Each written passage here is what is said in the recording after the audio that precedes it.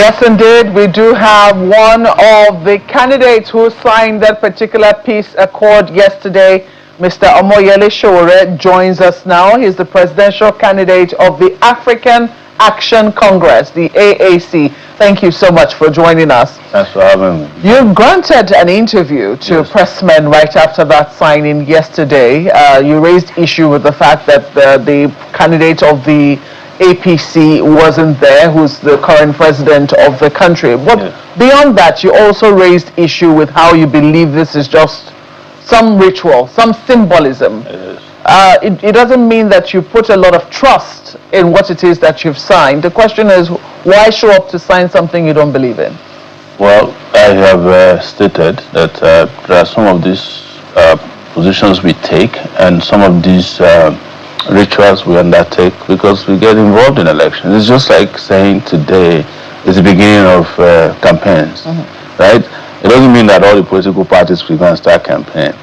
But if I greet you good morning, just know I'm campaigning to you because this is the beginning of campaign. So I went there so as to show faith in my belief in peaceful elections. I believe in free, fair, and credible elections. I'm a believer in democracy. So, but what I was saying, which is the bigger picture, is that even the people who invited you there don't take this serious. I also think that it's an opportunity for us to socialize with other candidates who probably will never see again eye to eye until after the elections. But that's my position. I showed up there just so that I can give my own veneer of belief that we symbolically believe in free and fair election. Symbolically? Yes. You believe in it symbolically, but not really, because from what you have seen, because you made reference to the Osun election. Yes. Yeah. So I'm referring to Osun election, for instance, in which the same people who went to the election signed a peace accord, and they left the venue. By the time the elections were over, 50 people had been killed. Probably more people died in Osun than died in Ukraine and Russia within the same period of time. And these are countries that are firing ballistic missiles at themselves. There's something wrong with us. And the other part I want to say is this, and I want to use the marriage, terminology they call prenup. It's like you want to go into a marriage, you love the person, but you feel like you still have to sign a prenup because you don't want to share your property with the person. You love the person, but you don't trust her enough or him enough. So look, whatever happens is better for us. It's the same thing our politicians are doing. Yes, we want to go to election, but we need to sign a prenup called peace accord before we go to the election. We can't guarantee you peace. We can't guarantee you free and fair and violence-free elections. But let's just give some veneer of belief in the system. What do you think needs to happen? Because yes, that was essentially, I think the National Peace Committee has owned up to the fact that they do not have the instruments of coercion.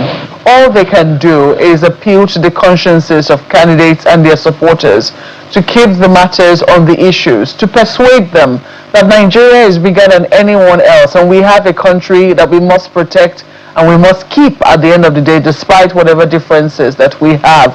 What do you really think needs to be done to hold those who signed this agreement, such as yourself, to account should anything go wrong? It should not be about those who signed the agreement. It should be about law enforcement doing their job. This is, in my view, part of how security agencies have failed in their duties. So no country in the world is signing peace accord for election. Peace accord is meant for people who just finished war or they want to take a break from war. The fact that we are signing peace accord in Nigeria shows that we still accept that elections are violent exercises, and that is terrible. What we should say is like, look, you police, army, DSS, go and do your job. We are going into election, make sure no Nigerian life is lost. And if anybody dies, it is the security agencies that we should be holding responsible if anything goes wrong in election. Generally, even in criminal, and I'm not a lawyer, all these things we are signing, we can't be held vicariously liable if our supporters go and commit crime. Because the supporters are adults. If somebody on your behalf goes out there to do something wrong, you can't hold the presidential candidate responsible for something done in Zamfara. That's why I said it's symbolic. And by the way, I feel like when you want to sign this kind of agreement, the people that are most important are the warlords, those people who have tasted blood. It's interesting. And they didn't show up yesterday. It's interesting that you say that no other country does this, but we do know that Nigeria is not the only country where violence, that is prone to violence, pre-elections, within elections, and post-elections. Yeah. We've witnessed some countries witness very violent elections or post-election violence. And I recall Bishop Coker talking about how this entire idea came and how Kofi Annan of the United Nations was involved and what brought that about. I think it was in Buhari's election. It was 2011. Yeah, but before Buhari's elections, it was in the aftermath of the Kenyan elections in 2007 when he met with Kofi Annan, former UN Secretary General. Yeah. So clearly, every country will find solutions to their problem, and we've seen that ours. I mean, 2015, we know that the fact that a president decided to concede defeat, was a lifesaver for our country. Okay, let me jump into the Kenya election. Yes. It wasn't peace accord that solved violence in Kenya. Do you know that in Kenya, the after election and the violence that follows led to the International Criminal Court summoning some Kenyan leaders? You don't joke with violence of a genocidal scale by signing peace accord. You punish people. You reorganize your security agencies.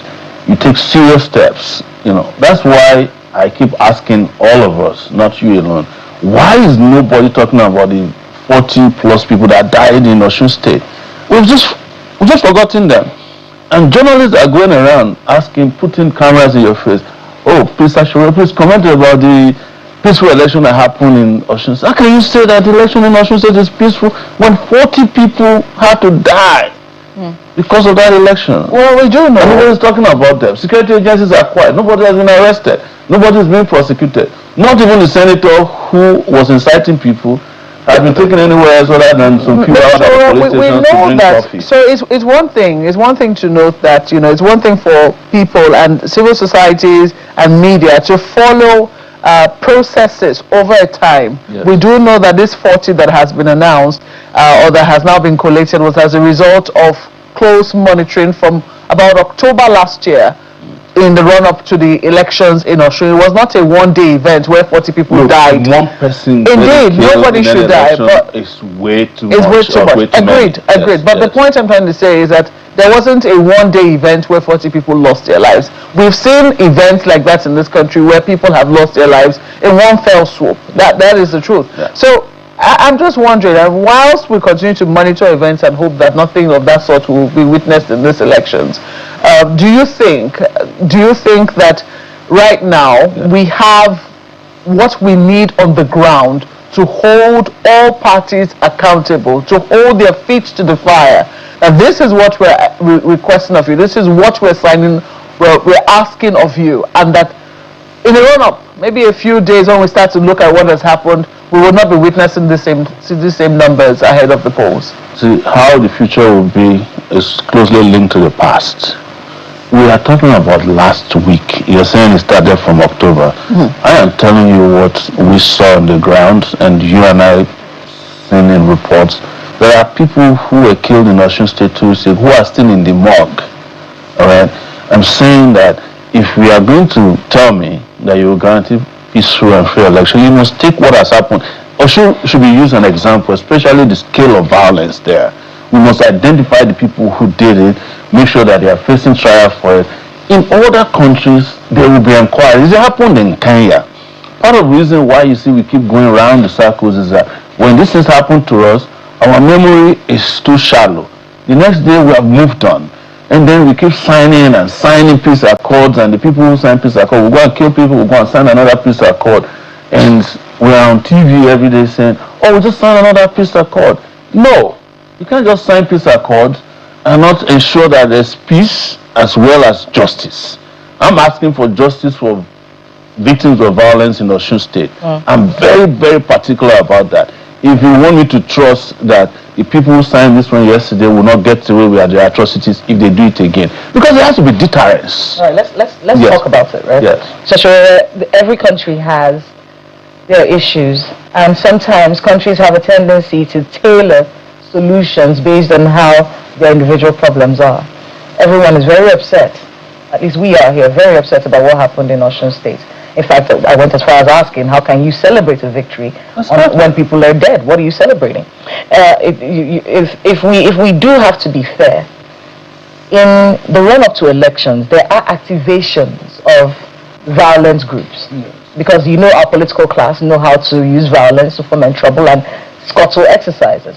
Now, the reason why a peace accord was created was so that we can get the actors. It's a step in the right direction, don't you think? For us to start off first, we're having the main people sign something. And then maybe the next phase we can get to is the accountability bit, where if the supporters of Sowore are the ones that have been fingered in the killings of people, then Sowore would have to bear the responsibility for that. It's one step at a time, don't you think? No, because it's not new, right? We have done this since 2014. That was when the Peace Committee came into existence. And Nigeria has also experienced political killings ever since then. What I'm saying is that you must move from just this symbolism to accountability. So give me something that works. What kind of peace accord or whatever you want to call it?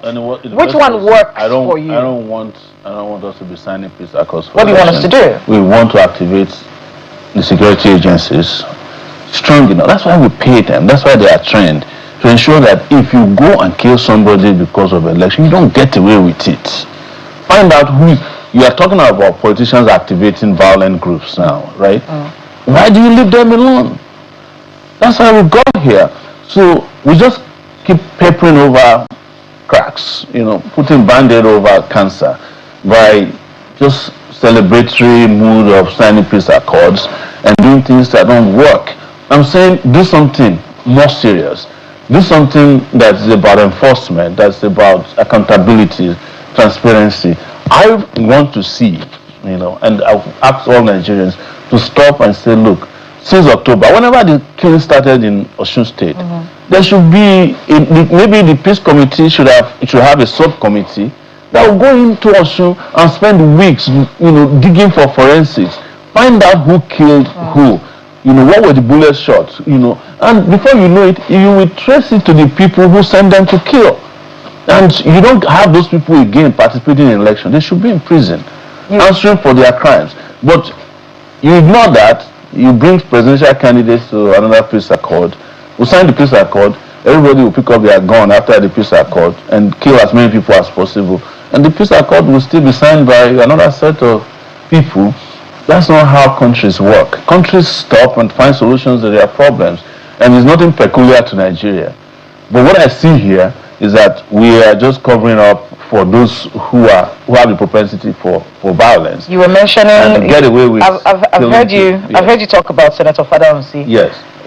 And maybe you can expatiate on your thoughts on how this matter is being handled. Because we do know that the police called him, they questioned him for a few hours. We still saw him during the elections. Exactly. He still made some statements that during the elections. What would you have them do? How would you rather that our security agencies or the government handle Senator Fadansi's issue? They should have used him as an example. First, after his arrest, he shouldn't have gone home.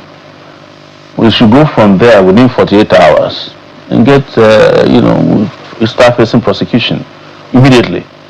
That's basic. But it was obvious that they were not interested in treating his whatever he did as crime. They just treated this as a slap on the wrist. And he was back at the elections. Because of the way he was treated, others were making threats the next day.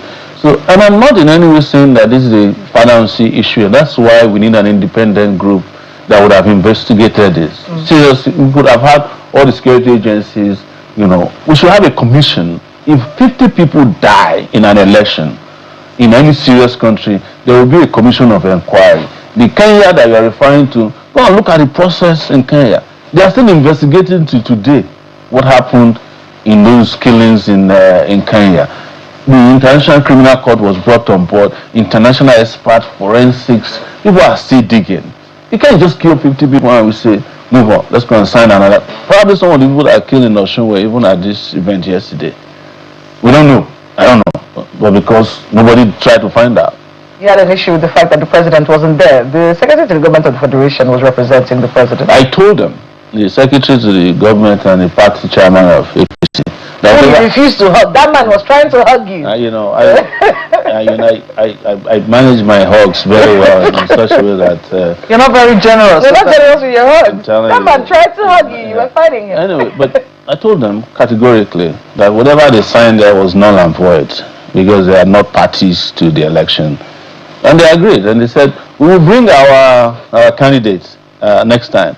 The reason I'm saying so is that of all the candidates in this election, the president of Nigeria is the #1 controller of violence, officially, because he's the commander-in-chief of the armed forces. He controls all the armed forces, for good or for bad. So if he's not there, it shows that this is not a serious affair. He should have shown example as a leader to say, if this thing is going to be done 20 times, I'll be there to sign, I put my signature on paper. If you believe in it. This shows they don't even believe in what we're doing. So they focus on, the symbolism of it. They send the whole delegation to come and sign a paper. And I was looking at them, maybe they will sign for him because I know they are the ones who did his election, this upload for him as well. Which gives us a lot of, it shows that we are not serious in this country. Some people are above the law and some people are beneath it. And here we are. That's what we are discussing this morning. If you're serious about non-violence, it should start with the head of state, commander-in-chief of the armed forces. It will give a moral, a moral support to whatever was being done yesterday. It doesn't mean that he will not leave the place and do what they know how to do best. Yes. Let me ask you, even though this is about campaigns, and we'll get to campaigns, I'm sure in the course of the 150 days, we'll come to what it is that the AAC has planned for Nigerians should it be elected into office. But I want to ask you pointedly, because one of the things that came to the fore is that the process is very important. But when candidates feel that the process has not gone as the umpire has said it will go, do you think that they still bear a burden to accept the results of the process and put peace first? Oh, you see, it is part of our problem. And yesterday, as I sat there, just listening to speeches after speeches from the organizers of this event, I know the way Nigeria is structured. Nigeria is meant to keep programming you to believe that peace is more important than justice. In fact, all of the parameters that were set for the whole peace accord yesterday did not address serious violence. No, there was no part of even their ESI that addressed how people can report murder. It's more about disinformation. It felt to me like it was a rehash of the Cybercrime Act of 2015. It's about how to protect the ego of the big men in the business. Please do not misinform the public, no hate speech, do not accuse anybody of what they haven't done. And nobody talked about, what happens if somebody is engaging in serious violence. No conversation around that.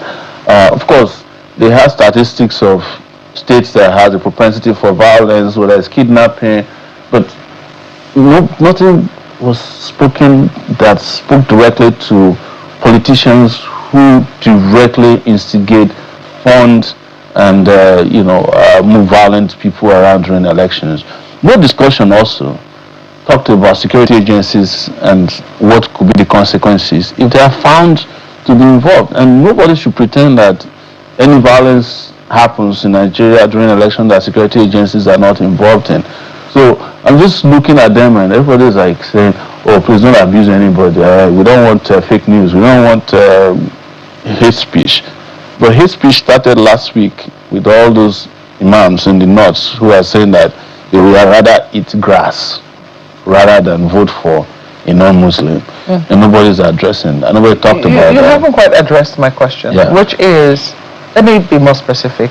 President Goodluck Jonathan considered votes in 2015.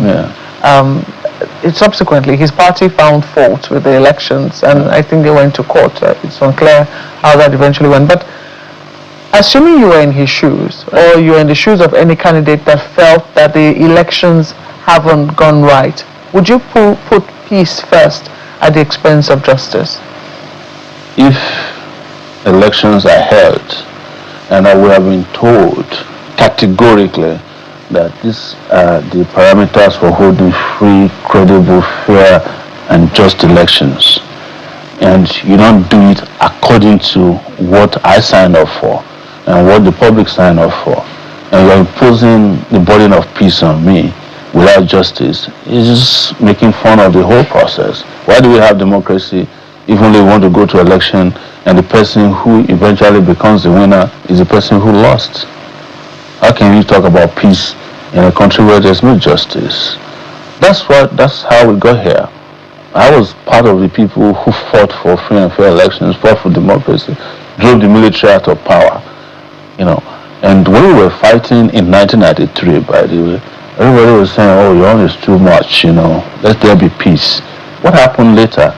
30 years later, they came to this Abuja to declare the election results. Babangida during his book launch. Was that fair? Would you rather that we put peace over justice at that time? We have had justice in 1993. We'll probably not be having elections in which peace accord will have to be signed. Had we done justice in 1993? What was the justice that we needed in 1993? Somebody won an election. We prevented him from taking over. You put him in prison. He dies.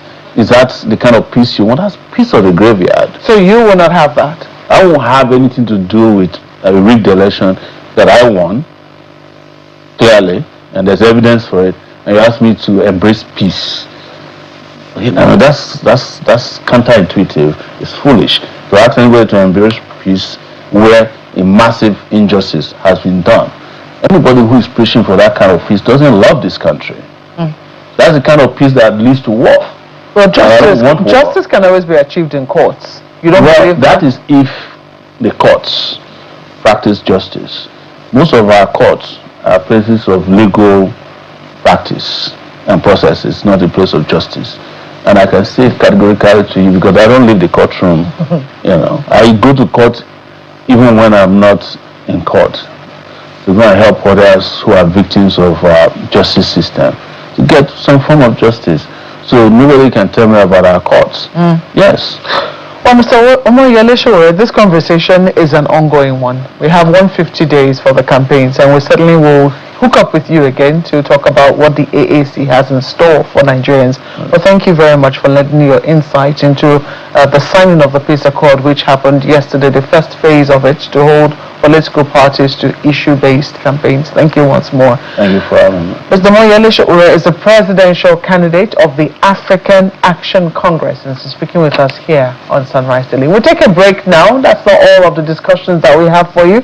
And when we come back, we'll be talking about why the ADC wasn't there at that signing of the accord. In just a moment, please stay with us.